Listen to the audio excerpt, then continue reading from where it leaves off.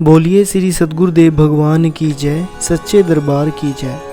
गुरु प्यारे साधकों, आपसे जीवन लेकर आपको अर्पित है। इस अनुभव के पिछले पार्ट में हमने सुना कि कैसे भव्या जी बताती हैं कि उनकी भी ज्ञान लेने की इच्छा हुई और उनकी छोटी बहन को देखकर उनके मन में भी ज्ञान लेने की इच्छा जागी थी और वे रहती थी कनाडा के अंदर। और जब उन्हें पता लगा कि कनाडा के अंदर भी महाराज श्री का आश्रम है, दिव्य ज्योति जागृति संस्थान की एक शाखा कनाडा के अंदर भी है, तो वे बिना किसी देरी के वहां पर पहुंची और उन्होंने गुरु महाराज जी की कृपा से उनके पूरे परिवार ने ज्ञान प्राप्त किया। और जब ज्ञान प्राप्त किया तो उन्हें अनेक दिव्य अनुभव हुए और दिव्य अनुभवों के चलते उनकी सेवा और साधना के प्रति लगन बढ़ी। और वो बताती हैं कि मैं ऐसी साधना करती गुरु महाराज जी की कृपा से कि मैं रात को बैठकर सुबह सीधा ही साधना से उठा करती थी। गुरु महाराज जी की ऐसी कृपा हुई। और एक दिन दीदी ने उनसे कहा कि अब की बार जो भंडारा है कि उसमें प्रवचनों की सेवा आपकी है। और वो काफ़ी डर गई और काफ़ी सहज गई, क्योंकि दीदी ने अचानक से उन्हें सत्संग विचारों के लिए बुला लिया। वो बताती हैं कि जब मैं स्टेज के ऊपर बैठी तो मैं काफ़ी डरी और सहमी हुई थी। जहाँ मैं बैठी हुई थी उसी रो के लास्ट में गुरु महाराज जी खड़े हुए दिखाई दिए और गुरु महाराज जी धीरे धीरे मेरी तरफ आ रहे थे और मेरे बिल्कुल पास आकर वो मेरे ऊपर महाराज जी ऐसे बैठ गए जैसे मैं एक सोफ़ा हूँ और वे मेरे अंदर ही समा गए। आगे वो बताती हैं कि गुरु महाराज जी के मेरे अंदर समाते ही मेरी सारी कंपन, मेरा घबराहट, मेरा अशांति सब दूर हो गई। और अब सुनते हैं इस अनुभव को आगे। वो बताती हैं कि मेरे अंदर ठीक जैसे कि मैं एक सोफ़ा हूँ और गुरु महाराज जी उसके अंदर विराजमान हो गए। महाराज जी के भीतर बैठते ही मानो सारा डर, सारी कंपन, सारी हड़बड़ाहट मिट गई। एक परम सुकून व शांति का एहसास हुआ। तभी सत्संग के लिए मेरा नाम बोला गया। सत्संग अंग्रेजी में था। मुझे बस इतना याद है कि मैंने जयकारा लगाया, let's hello in the lotus feet of सदगुरु श्री आशुतोष महाराज जी, बोलिए श्री सद्गुरुदेव भगवान की जय। बस उसके बाद मैं नहीं बोली, गुरु महाराज जी ही बोले। जो विचार दिए गए सब गुरु महाराज जी ने दिए। मैं तो एक श्रोता की तरह सुन रही थी। गला मेरा था, आवाज़ मेरी थी, पर शब्द और विचार गुरु महाराज जी के थे। मैंने दिव्य अनुभूति की। आज तक जो सुना था, पढ़ा था कि गुरु शिष्य के मुख से बोलते हैं, इसका प्रैक्टिकल अनुभव किया। क्योंकि गुरु महाराज जी बोल रहे थे इसलिए सब बड़े ध्यान से सुन रहे थे। सबको सत्संग बहुत अच्छा लग रहा था। जैसे ही अंत में मैंने जयकारा लगाया, सद्गुरुदेव भगवान की जय, वैसे ही महाराज जी मेरे अंदर से उठकर चले गए। जब मैं मन से नीचे उतरी तो सब मेरी प्रशंसा करने लगे। मेरी आंखें गीली थी, गला भारी था। समझ नहीं आ रहा था कि उन्हें कैसे बताऊं कि आज एक बार फिर गुरु महाराज जी ने अपनी गुरु सत्ता का प्रमाण दे दिया। खुद सब कुछ उनके श्रेय अपने इस अबोध नासमझ बालक को दिया। और आप जानते ही हैं कि यह सिलसिला एक दो बार नहीं, लगातार 2 साल तक चला।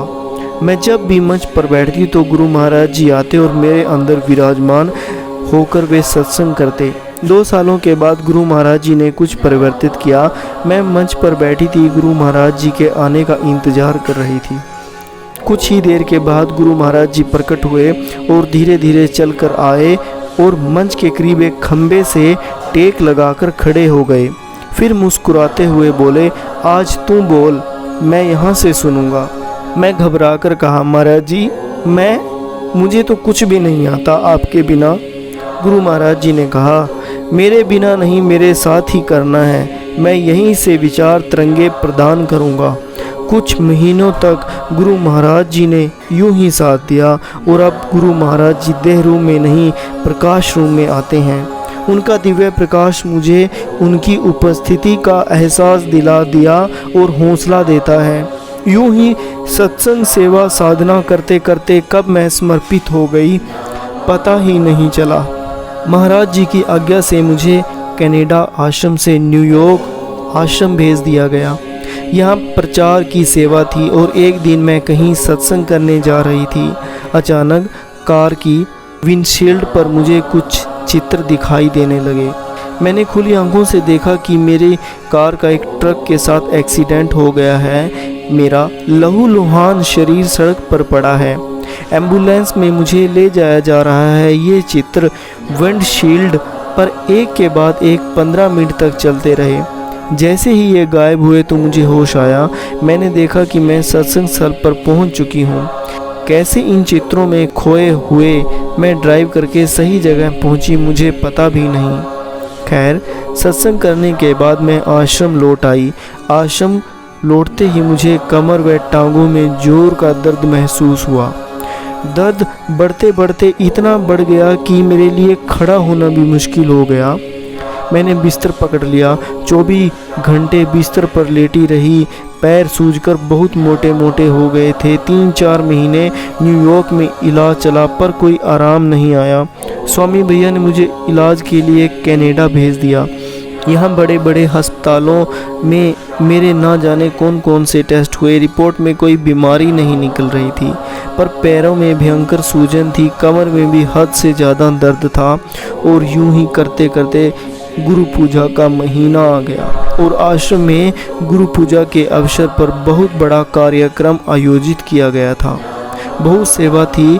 मुझसे यूं बिस्तर पर पड़ा ना रहा गया। मैंने सोचा ज़्यादा से ज़्यादा मौत ही आ जाएगी, पर बिस्तर पर लेटे रहने से तो कहीं अच्छा है कि सेवा करते करते मर जाऊं। मैंने दर्द को नज़रअंदाज करते हुए खुद को सेवा में झोंक दिया।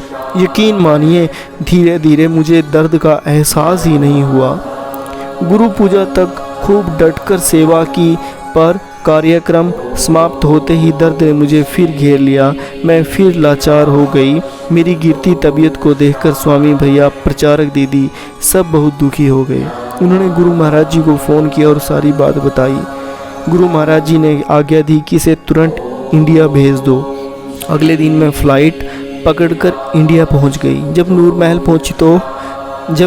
पहुंची तो महाराज जी बहुत व्यस्त थे। गुरु महाराज जी के दर्शन ना हो सके और उसी रात को नूर महल में मेरी तबीयत काफ़ी ख़राब हो गई। पूरी रात वोमिटिंग और लूज़ मोशन होते रहे।